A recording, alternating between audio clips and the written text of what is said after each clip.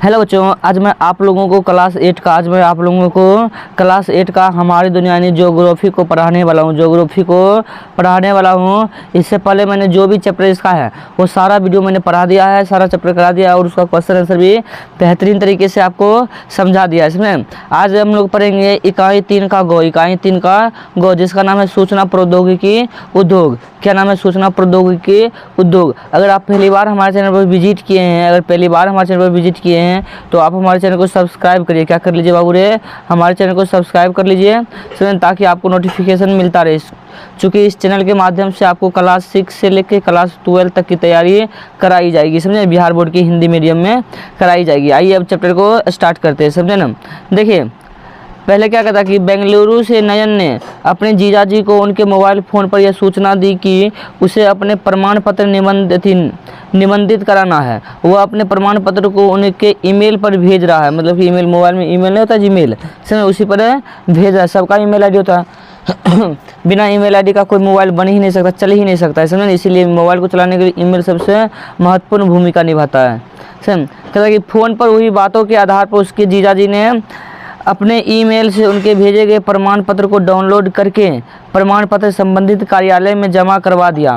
लगभग 2500 किलोमीटर दूर बैठे व्यक्ति से संवाद होना और कागजातों को अगले कुछ ही मिनटों में प्राप्त कर लेना, यह कितनी आसान हो गई है और कैसे आसान हो गई है, इसी के बारे में जानेंगे आज, समझे ना। और कहता है कि यह सोचते ही अरविंद सर ने कक्षा 8 में बच्चों से बात करने की सोची। मतलब अरविंद सर सोचे कि आज यहाँ से लगभग 250 किलोमीटर दूर, समझे ना, 250 या 2500 किलोमीटर दूर भी कोई व्यक्ति कहीं है तो किसी भी काम को क्या कर सकता है? आसान कर सकता है। किसके माध्यम से? ईमेल के माध्यम से। लेकिन कैसे उसको जानना है। तो देखिए अब कैसे होता है इस सब के बारे में जान लेते, थोड़ा सा जानकारी बेहतरीन करते हैं, समझे ना।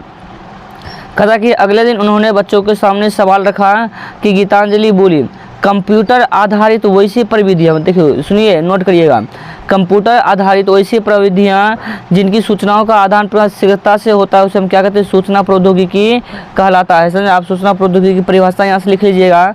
कहिएगा ऐसे सेल्युलर या टेलीफोन, अंतरिक्ष में भेजे गए उपग्रह, कंप्यूटर या पेंजर या प्रिंटर इत्यादि कारण संभव हो पाया है। किसके कारण? सूचना प्रौद्योगिकी के कारण संभव हो पाया है। अब कहता है कि देखिए टीचर कहते हैं शाबाश, सूचना प्रौद्योगिकी में हो रहे निरंतर शोध अनुसंधान ने लोगों की जीवन शैली में क्रांति ला दी है। लोगों की जीवन शैली में क्या ला दी है? क्रांति ला दी है, समझे ना। कहता है कि 7 समुंदर पार बैठे व्यक्ति से आमने सामने बैठकर बातें करना, वीडियो कॉन्फ्रेंसिंग करना और संभव हो पाया है। इतना ही नहीं, सैकड़ों मील दूर बैठे डॉक्टर अब मरीजों का सलाह नहीं देते बल्कि इन माध्यमों की सहायता से शल्य क्रिया भी करते। मतलब इन सब सूचना प्रौद्योगिकी के कारण जितने मशीन बना है, समझे ना, उस सबसे डॉक्टर भी मिलो दूर रहते, उससे भी चिकित्सा के माध्यम से इलाज भी कर देते, समझे ना। अब देखिए कहता कि बल्कि इन माध्यमों से सहायता करते हैं। तो बताइए दिए, कहता है इन कामों में रेडियो, टेलीविज़न, टेलीफोन से भी आगे अब पेजर हो गया, लैपटॉप आ गया, पाम टॉप आ गया, टैबलेट आ गया, सेल्युलर लेजर आ गया, अंतरिक्ष उपग्रह आ गया एवं उपग्रह आ गया, रडार, LCD, CRT सब नाम सुनेंगे, LED, DVD तथा विभिन्न प्रकार का हार्डवेयर और सॉफ्टवेयर इत्यादि शामिल है। इसमें ये सब अभी आजकल के ज़माने में सब कुछ उपस्थित है, शामिल जिसका मानव जीवन बहुत आसान हो चुका है। किसी भी कार्य को तुरंत कर लेते हैं, समझे ना, इन सब की सहायता से। हमको LCD रहता है तो कोई भी मूवी देख लेते हैं, कुछ भी देख लेते हैं। LED रहता है, मोबाइल है तो कहीं भी बातचीत कर सकते हैं, समझे ना। टेलीफोन की सहायता, पहले तो टेलीफोन चलता था, अब तो वो खत्म हो गया, अब तो 5G मोबाइल आने वाला है, आ चुका है 5G मोबाइल, समझे ना। तो और इस बेहतरीन नेट काम करता है इसमें। देखिए अब कहता है इन्हें उच्च प्रौद्योगिकी कहते हैं। मतलब LCD हो गया, CRT हो गया, LED, DVD, इन सबको क्या कहते हैं? इन सबको कहते हैं कि उच्च प्रौद्योगिकी, मतलब बड़ा प्रौद्योगिकी है। कहता है यह प्रौद्योगिकी रक्षा, चिकित्सा, बैंकिंग, मनोरंजन, यातायात सहित जीवन के कई क्षेत्रों में महत्वपूर्ण भूमिका निभा रहे हैं। इतना कहर पूरी कक्षा से उन्होंने पूछा, समझे। अब कहता है कि क्या आप बता सकते हैं कि पहले सूचनाएं किन माध्यमों से होती थी? तो आपको पता था कि पहले जो सूचनाएं होती थी वो तालियों बजाकर होती थी या चिल्लाकर होती थी या आग जलाकर होती थी, समझे। इसी माध्यम से सूचना पहले ज़माने में होती थी, समझे, जब ये सब नहीं था, समझे ना।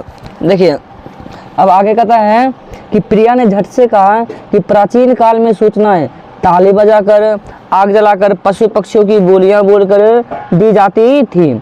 कंदराओं पर चित्र बनाकर दिए जाते थे। पक्षियों में कबूतर विशेष भूमिका निभाता था और कागज के उपयोग से यह पत्र को एक रूप में मददगार हो गया। इसी तरह प्रौद्योगिकी के क्रम से विकास होने लगा। मतलब कि पहले जमाना में हम बोले ना कि आग जलाकर, पुतला जलाकर, पक्षियों की बोलियां बोल के पक्षियों की सहायता से, जिसमें कबूतर प्रमुख था, उसकी सहायता से क्या करता था, पत्र को भेजता था, सूचनाओं को भेजता था। अब देखिए वाईफाई का पूरा नाम होता है वायरलेस फिडेलिटी। क्या होता है वायरलेस फिडेलिटी, समझे, याद रखिएगा। कहिएगा ऐसी तार रहित प्रणाली जो क्षेत्र विशेष में किसी भी कंप्यूटर या डिवाइस को इंटरनेट से जोड़ती है, उसे क्या कहते हैं, उसे वाईफाई कहते हैं। नोट कर लीजिएगा, समझे ना। अब देखिए आगे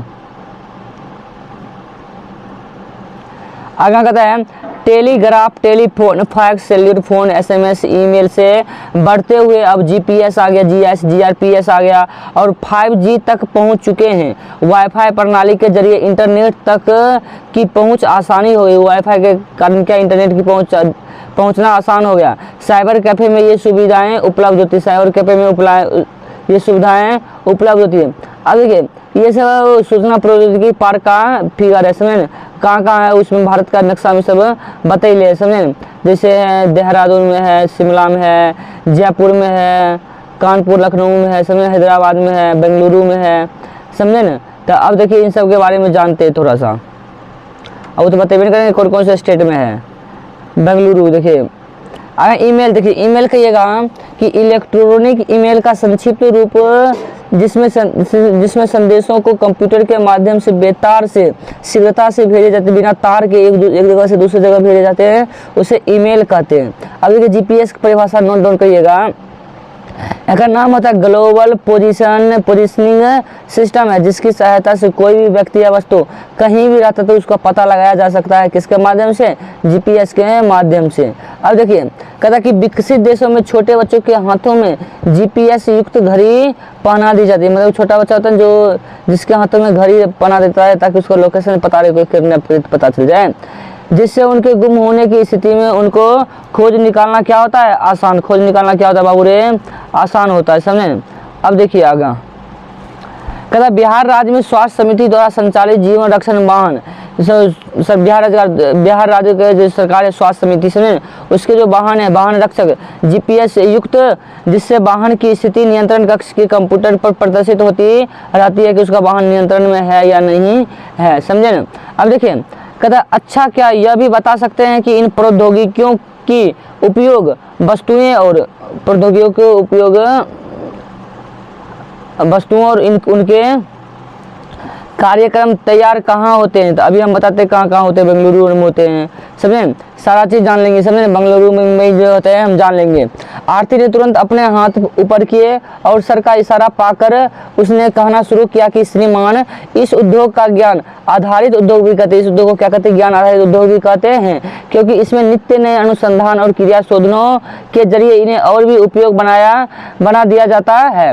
इस तरह की गतिविधियों का केंद्र बेंगलुरु में है, मुंबई में, दिल्ली में, हैदराबाद, पुणे, चेन्नई, कोलकाता, कानपुर, लखनऊ, बेलागांव, गुड़गांव, कोच्चि आदि शहरों में है। सूचना प्रौद्योगिकी का आधार सॉफ्टवेयर है। मतलब कि सूचना प्रौद्योगिकी का आधार क्या है, सॉफ्टवेयर है। कहिएगा ऐसे 20 सॉफ्टवेयर प्रौद्योगिकी पार्क भी विभिन्न शहरों में है, समझे। और सॉफ्टवेयर का विकास करने वाला विशेषज्ञों का दल यहाँ 24 घंटे अलग अलग शिफ्टों में काम करते हैं। बताइए 24 घंटा अलग अलग शिफ्टों में क्या करते हैं, काम करते हैं। जैसे पटना के गांधी मैदान स्थित विश्वमान भवन और रांची के शामलोंग में ऐसे सॉफ्टवेयर पार्क है।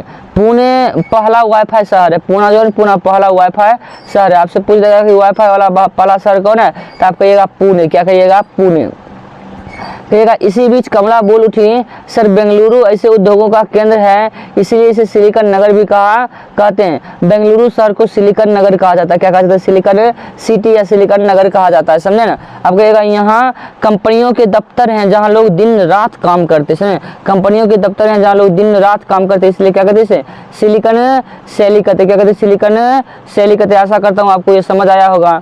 अब ये कहा कि हाँ बिल्कुल ठीक सर ने आगे कहा कि बेंगलुरु कर्नाटक राज्य की राजधानी है जो दक्कन पठार पर अवस्थित है। इस शहर की जलवायु सालों भर मृदु रहती है एवं नम रहती है। यह शहर जो है धूल मुक्त है, बगीचों से भरपूर है, इसीलिए उसे गार्डन सिटी के नाम से भी जाता है। बेंगलुरु से कहते हैं गार्डन सिटी के नाम से भी जाना जाता है। और सूचना प्रौद्योगिकी से जुड़े विशेषज्ञ, कार्य अनुभवी यानी मानव संसाधन तथा प्रबंधक यहाँ सर्वाधिक संख्या में है उपलब्ध है। अब आइए आगे देखते हैं आगे क्या कहता है। आगे कहता कि इसीलिए यह शहर इस उद्योग का नाभि केंद्र हो गया। कौन सा केंद्र हो गया? नाभि केंद्र हो गया। अमेरिका स्थित कैलिफोर्निया राज्य के सांता क्लारा घाटी में ऐसे ही उद्योग विकसित हैं। उसी के कर्ज पर बेंगलुरु को भी सिलिकॉन वैली पुकारा जाने लगा। बताइए कहाँ से ही, मतलब कि मान लीजिए कि अमेरिका के स्थित कैलिफोर्निया राज्य के सांता क्लारा घाटों में ऐसे उद्योग विकसित है, उसी के नाम से बेंगलुरु शहर को सिलिकॉन वैली कहा जाने लगा। सुनिए ना, कहता कि सूचना प्रौद्योगिकी उद्योग के लिए पर्याप्त आधारभूत संरचना उपलब्ध होने के कारण ही आज भेल, DRDO, इसरो, IICSC, HMT जैसे केंद्र स्थापित हैं। उसके अलावा गैर सरकारी क्षेत्र की Infosys, general electronic exchanger, Wipro, TSS, Microsoft, Apple इत्यादि जैसी कंपनियां भी सूचना प्रौद्योगिकी उद्योग का कार्य कर रही है। और कहता है ब्रांडेड जैसी संभावनाएं सूचनाओं को तेजी से पहुंचाती है। कहता है गूगल और याहू जैसी सर्च इंजन से दुनिया भर की जानकारी शीघ्रता से मिलती है। तो दुनिया भर की जानकारी किससे मिलती है? तो याहू हो गया और वो गूगल हो गया कि जानकारी बहुत जल्दी मिल जाती है। अब देखिए कहता है कि इस उद्योग में विंडो 8 और iOS 5 जैसे प्रणाली ने सूचनाओं को और तेजी से पहुंचाने का काम किया है। अब तो छोटे शहरों में सिनेमागृहों में भी सैटेलाइट के माध्यम से डिजिटल फिल्में दिखाई जाती है। वेबसाइट की मदद से रिजल्ट, आवेदन, अन्य जानकारी घर बैठे साइबर कैफे से प्राप्त की जा सकती है। ट्रेनों के आरक्षण, बैंकिंग कार्य, खरीदारी सभी इसी से संभव हो गया है। टीवी पर दिखाए जाने वाला विभिन्न चैनल इन्हीं प्रौद्योगिकी से क्या है संभव हो पाया है। छतरीनुमा एंटीना का उद्योग भी सूचना प्रौद्योगिकी के कारण ही बढ़ा है। इतना कहकर अरविंद सर ने बच्चों से कहा कि कभी समय निकालकर अपने शहर के कंप्यूटर और टेलीविजन की दुकानों पर जाकर इनकी विशेषता जानने की कोशिश करें। सभी ने सहमति से सिर को हिलाए। यह चैप्टर आपका यहीं खत्म हो जाता है। यह चैप्टर आपका क्या हो जाता है? खत्म। अगर आपको पूरा चीज समझ आ गया कि सूचना प्रौद्योगिकी के कारण, तो हमारे चैनल को क्या करिए बाबू रे? सब्सक्राइब करिए। क्या करिए बाबू रे? सब्सक्राइब करिए और कमेंट करके बताइए कि